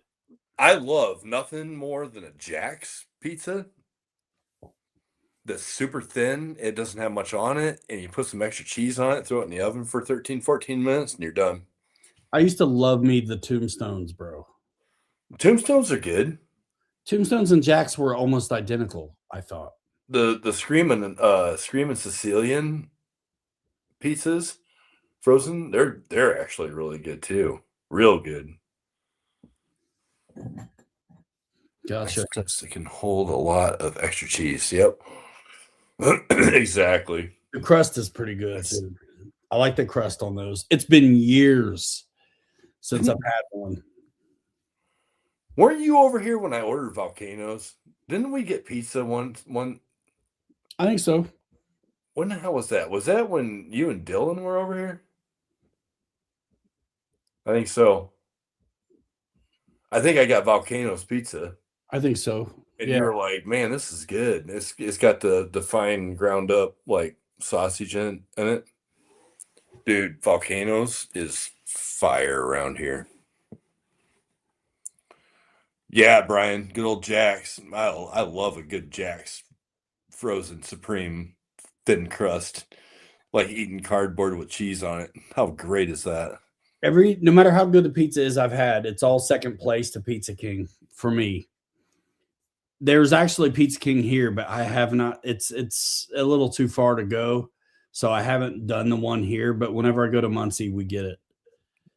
And nice, bro, because that was my first experience with pizza. So I thought it was all going to be like that. And then I got out, to the house and realized that everybody else is eating garbage. Yep. Yeah, Bree and I got a pizza one night from down the street here, and it's a really, really nice old-fashioned Italian restaurant, and it was a deep dish. And I told her, I was like, let's try this. And so we ordered one, and she's like, what size should I get? And I'm like, I don't know. I'm really hungry. Get like a 14 or 16. Dude, this pizza was like that thick. And it was like you ate one piece of it and you felt like you just ate a brick. And I'm like, yeah, I'm done. Yeah, that's too much to me for me. It was the Chicago style. Yeah. That's like soup, Yeah. soup in a bread bowl. Soup. Right? Exactly. Exactly. Oh, don't get me started on Pizza King. Oh, Pizza King. Yeah. Yeah. Old Pizza King. Mayonnaise, corn, and tuna. What? Domino's in Japan sells it. Well, hold on. Let me They digest would. this. They would. Mayonnaise, corn, and tuna. I mean, if you're trying to make someone barf, I guess. I mean, hell, if I had that pizza sitting in front of me, I might watch this guy scale 100. I actually might eat it. I actually might eat that. If it was got the right golden brown on it, I might actually eat that. Yeah. Wow. Yeah. I'd Wow. rather just have tuna salad and Triscuits, though. If maybe, probably. Pizza Hut is shut down in Australia. Yeah. There's some that are just kind of mid, right? Papa John's, Domino's. If you're in a bind, okay. But it's like we go to this there's a local joint called Ruli's around here that's pretty good. Ruli's is pretty good. We used to get Bruno's. I'm trying to think of the name of the pizza place that's out on I want to say it's on. Is it Ireland that runs Howie's? East West? Nah, it's Ireland. It's clear out by the Lowe's, clear all the way out by past Miami. Way out Barnaby's. west. Not well, no. It's not bad, but that's not what you're talking about. Nah, I want to say it's like Mancino's or something, maybe. It's in a little shopping center just right on Ireland. Just west of 31. Do they have other stuff too? Yeah, they do. Is it McCree's? Yes. Mm-hmm. I think it's McCree's. It's Mancino's or McCree's? McCree's. I think you're right. McCree's. Yeah. And you know what? When they bring the pizza out, or before they bring the pizza out, they bring out one of those table holders for the pizza, so it sits up above you, up above your plates. You know, typically the pizza's going to be good when they start rolling those out. You know what I'm saying? When they put it on a pedestal? Yeah, if that's what it is. Yeah. You can just not have to strap on the feed bag and just scoot that sumbitch right up to your chin. Yeah, have it however you want it. Exactly. But they do that out there. I'll tell you what, that pizza is really, really good. It's worth the drive for me to go over there. And they got like deli stuff too. Like they got like sandwiches and stuff. Yeah. That's right next to the Jersey Mike's. Might be. It's in like a really small little like shopping center place on the other side of the street from Lowe's. Correct. Yep. Yeah, McCree's. There's a McCree's downtown South Bend that's different than the McCree's you're talking about. Okay. Yeah. Yep. Yeah, it's different. But yeah, there was an older lady in there that was a waitress for years. I don't know. I'm assuming she's probably still in there. Ryan, you would love her. I mean, she's just fun, you know. She's just a fun older lady that works hard. She has like not a care in the world. And to this day, I can walk in here and sit down, and when she walks up, and I'm like, "Hey, what's up, hooker?" That's what she calls herself. I mean, just for fun. Oh wow! And she's like, "Hey, what's up? I haven't seen you in a long time." I mean, she's like 75 years old or 80 years old, but she's like cool. Nice. That's fun. Yeah, it's good stuff. Yep. Let's see, anybody buy batteries from Batteries America? Just got receiver NIM for. I have never bought anything from Batteries America. The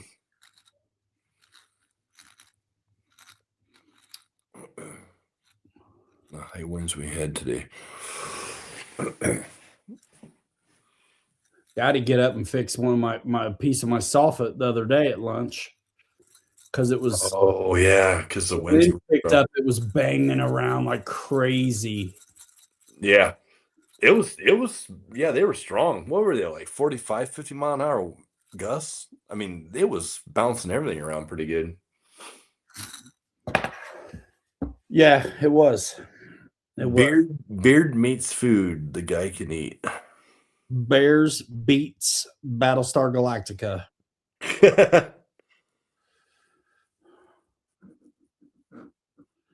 Yeah, man. So that's it. My That's cool. SCX30. I'm waiting on shock keys. I'm waiting on a $15 strong servo. Need some 90 weight shock oil. You'll be good to go. I'll figure out something different. But yeah, I want to drive that thing so I can tune it. It's too cold to paint. I'm waiting on the Corvair files. It's too cold to drive anything. It's too cold to fly anything. It's too windy to fly anything. I'm okay with this bathroom job right now. Yeah, I would be. It's about total. It doesn't sound like a lot, but I think it's like 160 square feet, and that's walls and the floor. But all the prep work to get it ready is a lot. Yeah. Dude, I'm building in niches. I gotta pour the floor pan. Pour the floor. It's always the prep work takes forever. Yeah. Always. You know, this is an add-on too. So like part of the house was an exterior wall with a roof pitch. I had some weird stuff to do at the ceiling. So you got a culmination of two idiots work coming together that you got to figure out what's square and what's not. Well, yeah, you got to pick which one you want to go from. Yeah, right. Because the old exterior wall had a stud wall in front of it that was square. And what do you want to go off of? So now that wall's gone and the brick is gone and it's down to the beaver board. And I'm going right on there. And I got an extra 10 inches out of this whole shower area. But that wall's not square. So what do you want wrong? I already know the answer. Do you want it right where you see it when you're walking in the bathroom and you got the step into the shower area? Yes. Or do you want to build it off of this back wall that's going to make it look goofy where it counts? The answer is the visual. Sometimes the answer is split the difference, but I was getting ready to say sometimes you might want to split the difference. Not on this. Small enough. Not on this. Jeez. Because the step would give it away, dude, and the geometry of the tile gives it away. So where do you want it wrong? Deep in the shower corners. Yep. That's where I did a bathroom floor for a friend of mine once, and they were like, well, don't you why are you doing this? This isn't square. I'm like, because when you walk into this bathroom, your planks need to be straight. Yes. It matters more what it looks like than sometimes what the paper says. I've had guys I worked for told me to center something up on a wall, and I'm like, no, because where you put this element or a niche or this feature, it makes more sense to adjust the layout a little bit. So on this visual element, it falls perfectly instead of having it centered because it makes you feel good. Right. It's called focal point. This niche that I'm putting in this one, bro, there's going to be no cuts on either side of it, and it's full ones up to it. No cuts anywhere around this thing the way I got it. Which is a little, I hate to say OCD because I'm not OCD, but my father-in-law is who I'm doing this for. And he said something to me about it doesn't matter, just whatever, And I'm like, listen, there's so much in life that we have to take it as it comes. But sometimes I have the opportunity to get it right. Right. And so I've done a bunch of work in that house and other tile work that is spot on. And only because I spent the time on the layout to get it right is Right. it like dead-eye dick where it needs to be perfect. Yep. And so I'm going to do that. And it saves me some cutting later, and it saves a visual that's off forever. Right. I spend a little bit of time on the math now. And it's like I got 6 by 18-inch tile, perfect measurement. I'm going 1/8-inch spacers. Yep. All that math. If I'm going 3 feet, I know it's 6 tiles. I know it's 5/8 of an inch. I got to add, right? All this stuff. Yep. So that's why I picked 1/8 inch, because I wanted it to be something easy, like 1/8 inch, 1/4 inch. No, Right. Nothing's weird where it's harder to add it up. Right. So I spent a little bit of time nerding out on that stuff early. So when it comes to fruition, it's like, damn. And anybody who knows that wasn't by accident. Most people can't tell, don't notice the difference, but I don't want to have this beautiful niche in this subway tile new shower where one side's got little kind of cuts and the other side's full or whatever weird. It's like, no, I got the opportunity to get it right where it falls in the joints. Yep. So the niche itself is 18 inches once you put the material in, because you've got backer board and you got the tile. All that stuff has been considered. So the inside of this thing is a perfect 18 as well, which means that the joints in there are going to be 18 and then 2 9s, 18, 2 9s, all on the layout. So that's me. So we've went around the world tonight. We talked about RC. We talked about RC airplanes. We talked about RC cars. We talked about tile layout. We talked about tile layout. We talked about making steaks. We talked about eating fish. Crackers. We're gonna make meatloaf tomorrow night with no crackers. We're doing bread tomorrow night. So, hey man, good discussion, man. And you know what? It's cool. Some people like to do things wrong, and some people like to do it my way. So, I mean, it's cool. We got all kinds of flavors here to enjoy. Right. That's right, man. That's right. No. Let's call it, man. There's 1,000 ways to skin a cat, man. And, 999 of them are wrong, but it's okay. It's all right. But there's always that one person that always thinks it's right. Yeah, me. I'm just teasing, kind of. Oh, yeah, Craig, you're right. A whole house show tonight, man. We went around the world and back, and we got nothing accomplished. Well, Lego. Maybe we did. I don't know. All right. Well, I'm going to go back to working on my project. Yes, I enjoy this. And, it's Wednesday and Sunday. I don't go do the side gig. So, like, today's always kind of cool because I'm like, all right, man. You get some time to yourself, do what you want. Staying home and, doing the show.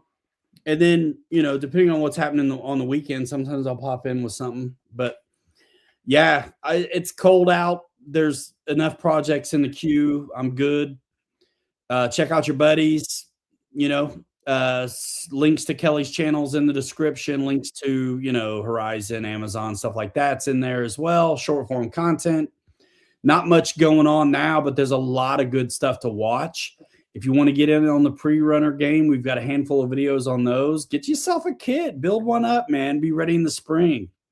So come rip with us, man. We have a blast with the crawler. I'm in love with that new Origin re-release. I really am. I'd love to get rid of a lot of stuff and do that. But I got enough to keep me busy. The little tiny SEX 38, by next Wednesday, I should have it. There you go. Craig needs some strut covers for his T6. Draw them up, man. What size? Easy peasy. Let's go. Draw them up. What size? I took the ones off of this E-Flight one because Grandpa's didn't have it. They weren't on there, so I took them off. That's probably what it needs. I think he's got a big old Byron T6 or something else. Oh, okay. Because otherwise, I'd say go buy the E-Flight ones because they re-released it. You can get them again. Yeah. But and that wouldn't be bad to scale off of. But he's got a bigger T6, I'm pretty sure. Gotcha. That's awesome. Bigger All right, fly better. Get out of here. Bigger the better. They fly better. That's right. Cool. Let's go. All right, man. Yeah, draw them up, man. They'd be easy. I've made some of that stuff out of bleach bottles, but if you don't want to curve on it, you got to heat it up and flatten them. But they could be 3D printed, and there may be someone's already got a file for that. If you can find a Byron's T6 gear strut file, send it to me, email it. I'll print it. But if they need to be scaled up, we'd have to have a drawing to go from. And then how do they attach to the struts? So that's really the only concerns. Then it's like no problem to print them. Easy peasy. Oh, yeah. That's less than an hour for both of them. Once you had them, the files. We're out of here, though. We're out in 5. Hanger Rats forever. We'll 3 you later. You're too good to be forgotten. We will see you next time. Go watch a video, leave a comment, check out your buddies, and we'll see you next time. Bye now. See ya.